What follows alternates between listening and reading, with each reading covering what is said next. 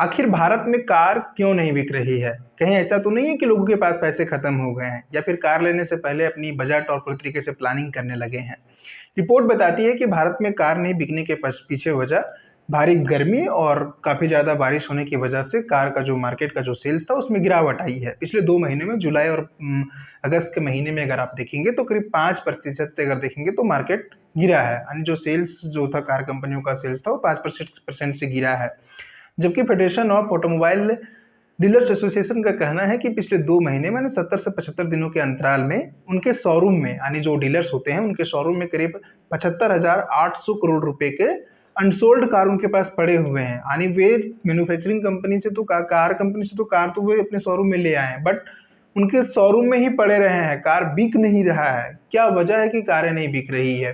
क्योंकि दूसरी तरफ रिपोर्ट्स बताती है कि भारत के अंदर जो एसयूवी कारें हैं, जैसे कि एक्सयूवी 700, फॉर्च्यूनर, इनोवा, टोयोटा जैसे कुछ कारें हैं, वो काफ़ी तेज़ी से बिक रही है। बट वहीं दूसरी तरफ जो छोटी कारें हैं उनका जो सेल्स है उसमें काफ़ी ज़्यादा गिरावट आया है।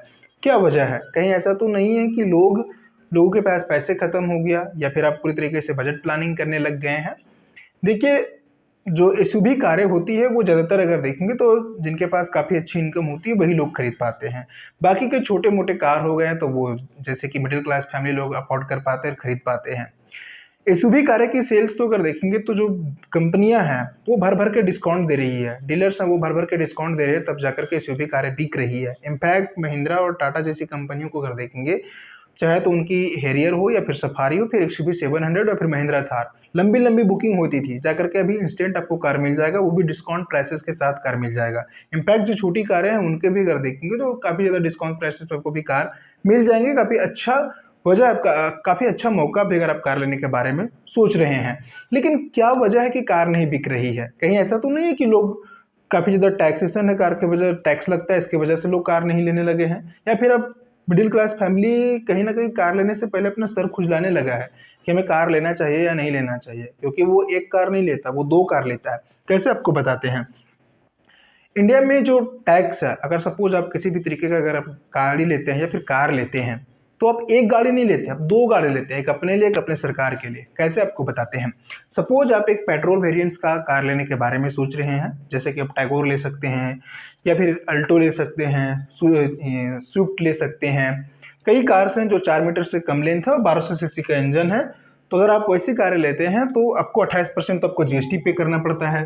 उसके साथ-साथ 1% आप सेस पे करते हैं, 29% आप तो टैक्स पे करते हैं। इसमें भी आपको रोड टैक्स देना पड़ता है, इंश्योरेंस पे टैक्स देना पड़ता है और भी कई तरीके के टैक्स हैं। सपोज वहीं अगर आप डीजल वेरिएंट्स का अगर आप कार लेते हैं, उसमें भी आपको देखेंगे तो 28% का जीएसटी पे करना पड़ता है, 3% का सेस पे करना पड़ता है। अगर आप हाइब्रिड वेरिएंट्स का अगर आप कार लेते हैं तो उसमें 28% जीएसटी के साथ-साथ 15% सेस, यानी आप 43% तो सिर्फ ऐसे टैक्स पे कर रहे हैं। इसमें रोड टैक्स, इंश्योरेंस टैक्स और भी बहुत सारे टैक्स इसमें इंक्लूडेड नहीं है।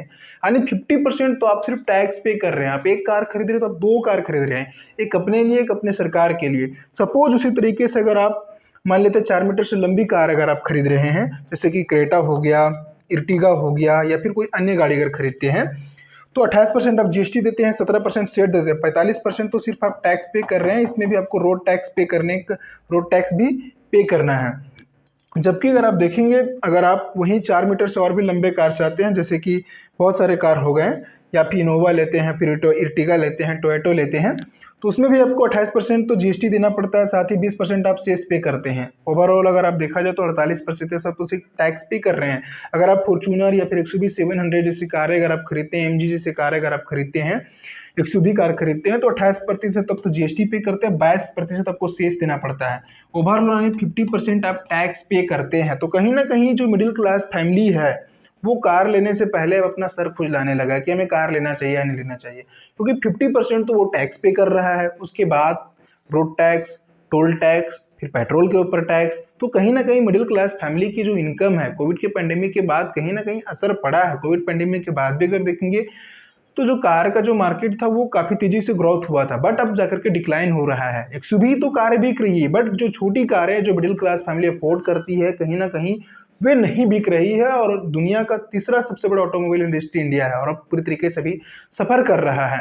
मिडिल क्लास फैमिली के पास पैसे नहीं है, जेब ढीले हो गए हैं, ऊपर से टैक्स इतना है। अगर आप सपोज एक कार लेने के बजाय आप एक कार लेने जाते हो तो आप 2 कार खरीदते हैं। अगर आप सपोज आप एक फॉर्च्यूनर ले रहे हैं, तो उसमें आप सपोज अभी 60 लाख रुपये प्राइस है, तो उसमें से आप तो 30 लाख तो आपको 50% टैक्स ही पे कर दे रहे हैं, तो उसमें से आप 30 लाख तो टैक्स पे कर रहे हैं।